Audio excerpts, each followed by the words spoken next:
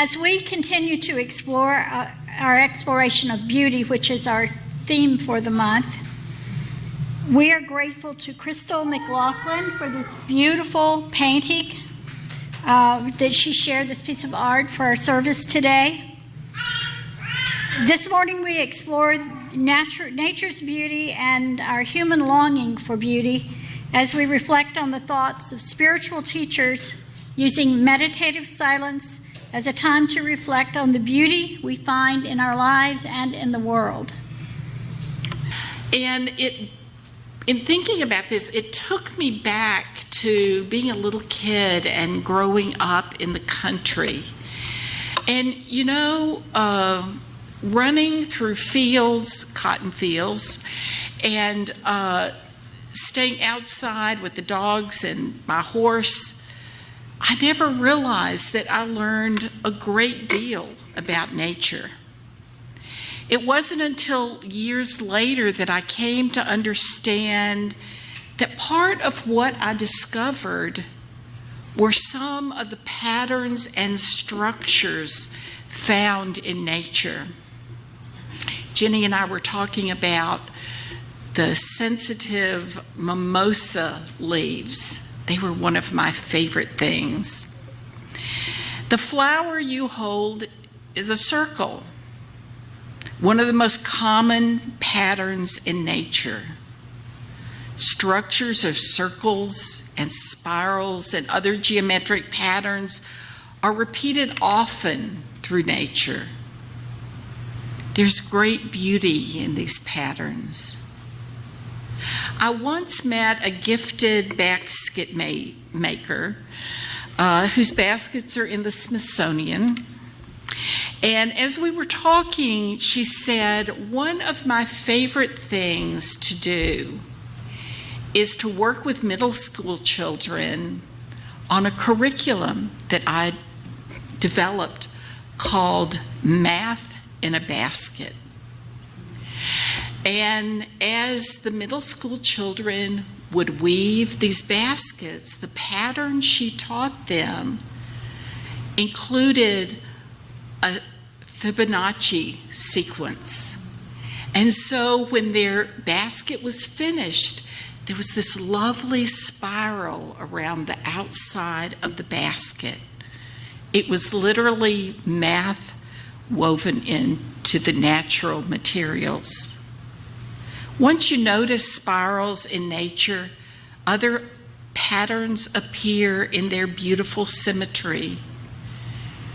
Think about leaves, feathers, branches of trees, tiger and zebra stripes, pine needles, lotus blossoms, spider webs, and butterfly wings. Not random, but delicately structured for function and beauty. So as we hold our flower, look closely at the patterns, the structure of these simple yet complex creations. Let us take a few moments to meditate on the awe-inspiring beauty in the patterns of the natural world.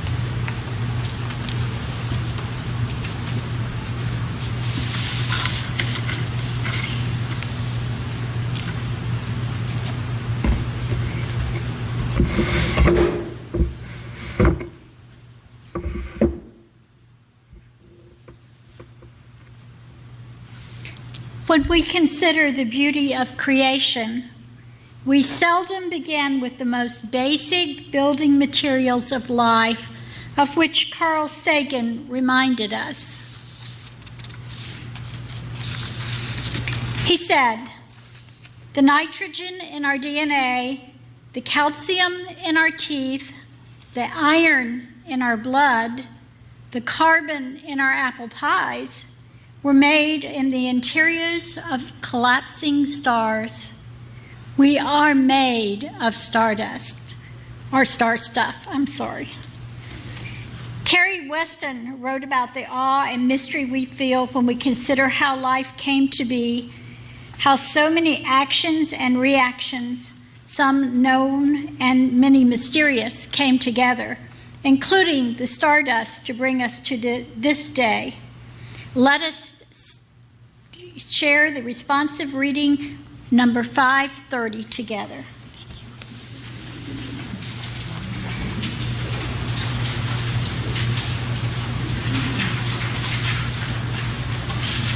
It's called Out of the Stars.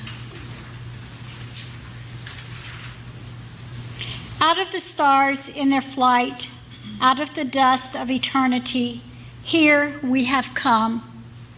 Stardust and sunlight mingling through time and through space.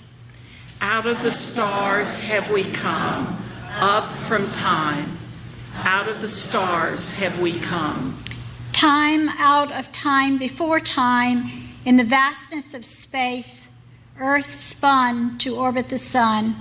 Earth with the thunder of mountains newborn, the boiling of seas. Earth warmed by sun, lit by sunlight. This is our home. Out of the stars have we come. Mystery hidden in mystery, back through all time. Mystery rising from rocks in the storms and the sea. Out of the stars, rising from rocks and the sea, kindled by sunlight on earth arose life. Ponder this thing in your heart. Ponder with awe. Out of the sea to the land, out of the shallows came ferns. Out of the sea to the land, up from darkness to light, rising to walk and to fly, out of the sea trembled life. Ponder this thing in your heart. Life up from the sea, eyes to behold, throats to sing, mates to love. Life from the sea, warmed by sun, washed by rain. Life from within, giving birth, rose to love. This is the wonder of time. This is the marvel of space. Out of the stars swung the earth. Life upon earth rose to love. This is the marvel of life, rising to see and to know. Out of your heart cry wonder, sing that we live. How does this touch our hearts? Where do we hold this reality in our being? We are people with wonder and mystery woven into our very cells. We are star stuff.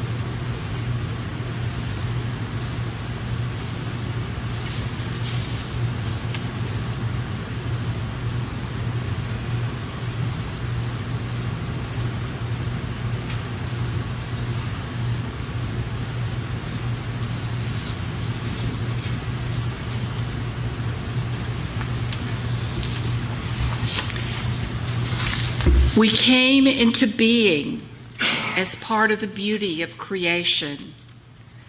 James Flaherty reminds us, we humans need beauty as much as air.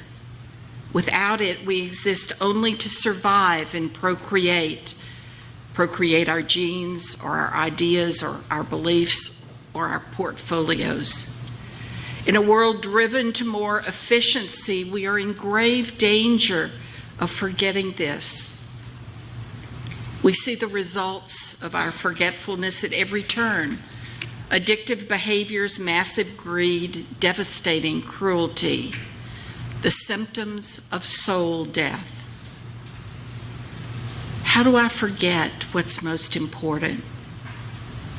What behaviors keep me from remembering that I am more than a being seeking to survive? What might I change in my life so I can remember what feeds my soul?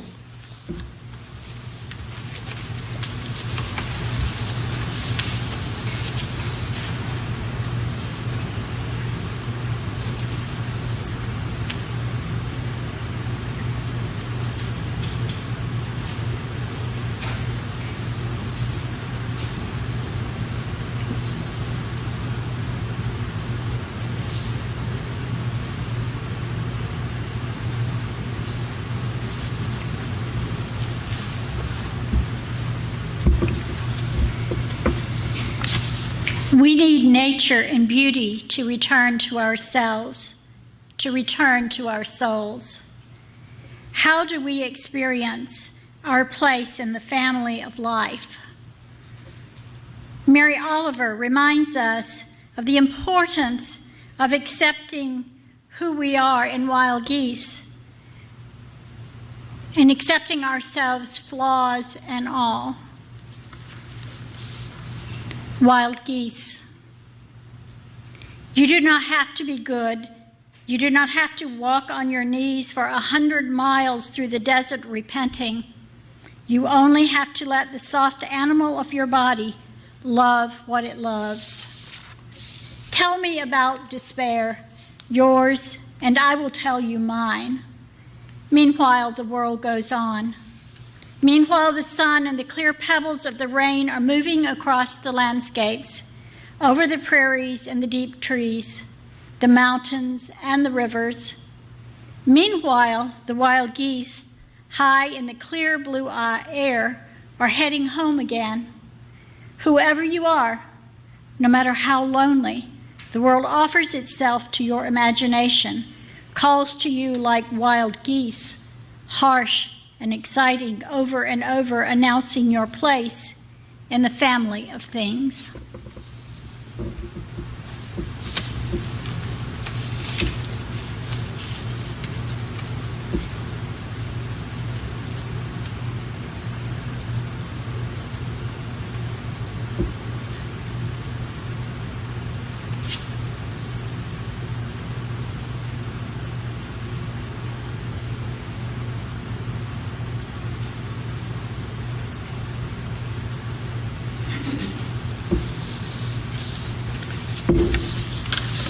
John O'Donohue wrote, "The human soul is hungry for beauty. When we experience the beautiful, there is a sense of homecoming. Some of our most wonderful memories are beautiful places where we felt immediately at home. We feel most alive in the presence of beauty, for it meets the needs of our soul. For a while, the strains of struggle and endurance are relieved, and our frailty is illuminated by a different light in which we come to glimpse behind the shudder of appearances and sure form of things. In the experience of beauty, we awaken and surrender in the same act. Beauty brings a sense of completion and sureness. Without any of the usual calculation, We can slip into the beautiful with the same ease as we slip into seamless embrace of water. Something ancient within us already trusts that embrace will hold us.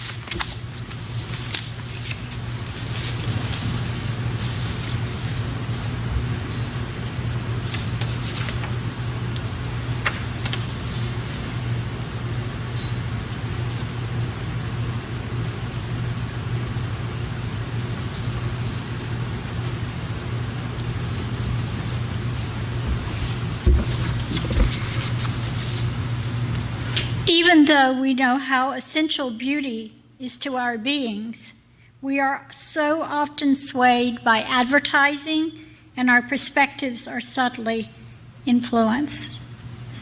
We forget what true beauty is. John O'Donohue. One of the huge confusions in our times is to mistake glamour for beauty. When I think of the word beauty, some of the faces of those that I love come to mind. When I think of beauty, I also think of beautiful landscapes that I know. Then I think of acts of such lovely kindness that have been done to me by people that cared for me in bleak, unsheltered times, or when I needed to be loved and minded. I also think of those unknown people who are the real heroes for me, who you never hear about, who hold out on lines, on frontiers of awful want and awful situations, and manage somehow to go beyond the given impoverishments and offer gifts of possibility and imagination and seeing.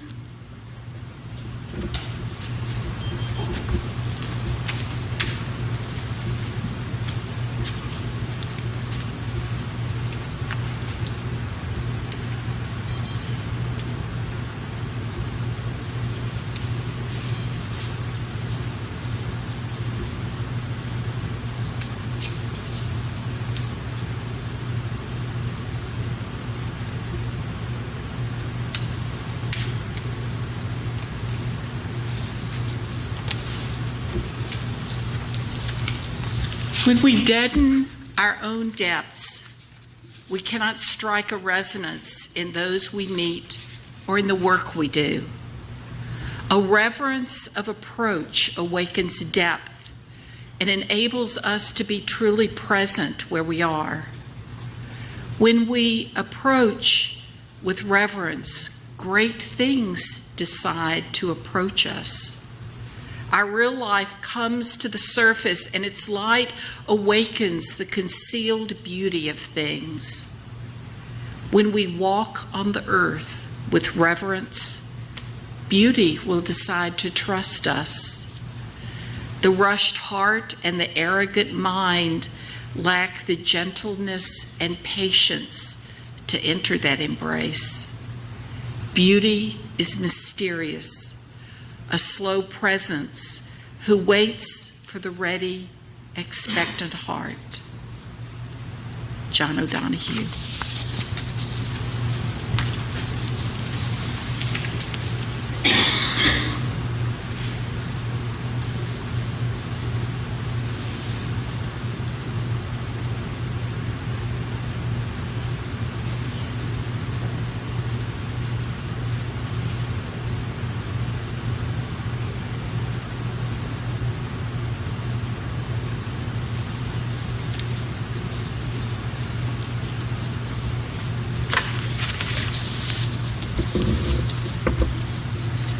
The Navajo people have a blessing way healing ceremony.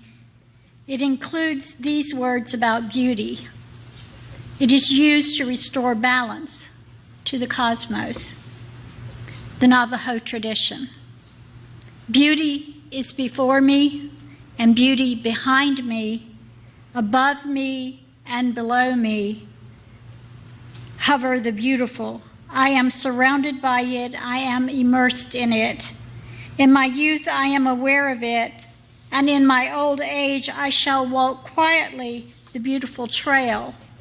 In beauty it is begun, and in beauty it is ended.